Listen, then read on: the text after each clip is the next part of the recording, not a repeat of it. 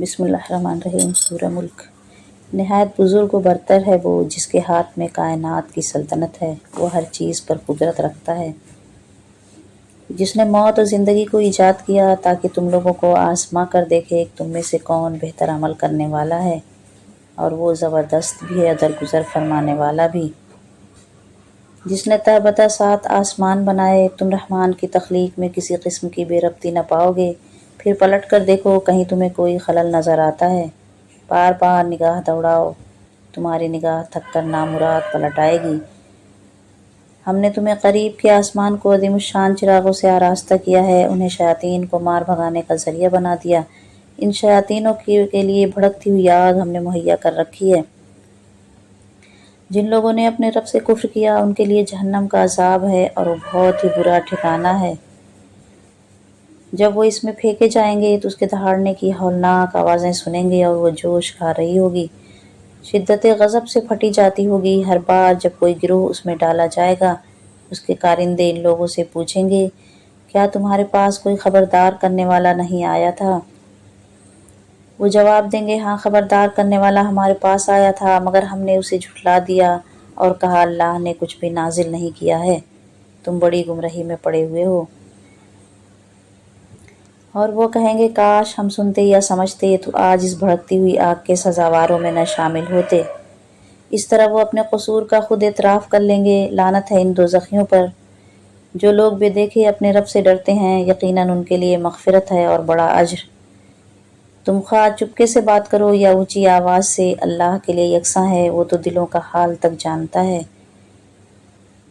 کیا وہی نہ جانے گا جس نے پیدا کیا ہے، حالانکہ وہ باریک بین اور باخبر ہے۔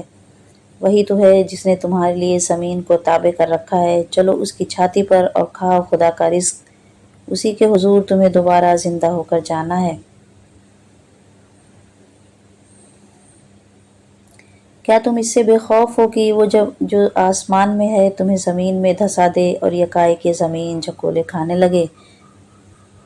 کیا تم اس سے بے خوف ہو کہ وہ جو آسمان میں ہے تم پر پتھراؤ کرنے والی ہوا بھیج دے، پھر تمہیں معلوم ہو جائے کہ میری تنبیہ کیسی ہوتی ہے؟ ان سے پہلے گزرے ہوئے لوگ جھٹلا چکے ہیں، پھر دیکھ لو میری گرفت کیسی سخت تھی۔ کیا یہ لوگ اپنے اوپر اڑنے والے پرندوں کو پر پھیلائے اور سکوڑتے نہیں دیکھتے؟ رحمان کے سوا کوئی نہیں جو انہیں تھامے ہوئے ہو، اور وہی ہر چیز کا نگہبان ہے۔ بتاؤ آخر وہ کون سا لشکر تمہارے پاس ہے جو رحمان کے مقابلے میں تمہاری مدد کر سکتا ہے؟ حقیقت یہ ہے کہ یہ منکرین دھوکے میں پڑے ہوئے ہیں۔ یا پھر بتاؤ کون ہے جو تمہیں رزق دے سکتا ہے اگر رحمان اپنا رزق روک لے؟ دراصل یہ لوگ سرکشی اور حق سے گریز پر اڑے ہوئے ہیں۔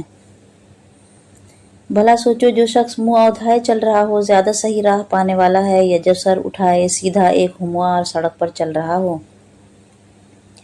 ان سے کہو اللہ ہی ہے جس نے تمہیں پیدا کیا، تم کو سننے اور دیکھنے کی طاقتیں دی اور سوچنے اور سمجھنے والے دل دیے، مگر تم کم ہی شکر ادا کرتے ہو۔ ان سے کہو اللہ ہی ہے جس نے تمہیں زمین میں پھیلایا ہے، اسی کی طرف تم سمیٹے جاؤ گے۔ یہ کہتے ہیں اگر تم سچے ہو تو بتاؤ یہ وعدہ کب پورا ہوگا؟ کہو اس کا علم تو اللہ کے پاس ہے، میں تو بس صاف صاف خبردار کر دینے والا ہوں۔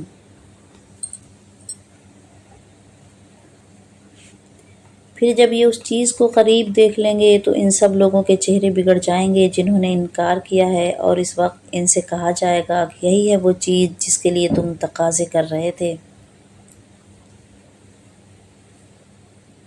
ان سے کہو کبھی تم نے یہ بھی سوچا ہے کہ اللہ خواہ مجھے اور میرے ساتھیوں کو ہلاک کر دے یا ہم پر رحم کرے، کافروں کو دردناک عذاب سے کون بچائے گا؟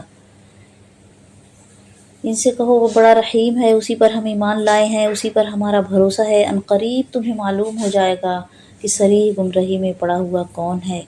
ان سے کہو کبھی تم نے یہ بھی سوچا ہے کہ اگر تمہارے کنوؤں کا پانی زمین میں اتر جائے تو کون ہے جو اس پانی کی بہتی ہوئی سوتیں نکال کر تمہیں لا دے گا؟ کون ہے جو زمین سے کھینچ کر تمہیں پانی لا دے؟ صدق اللہ العظیم۔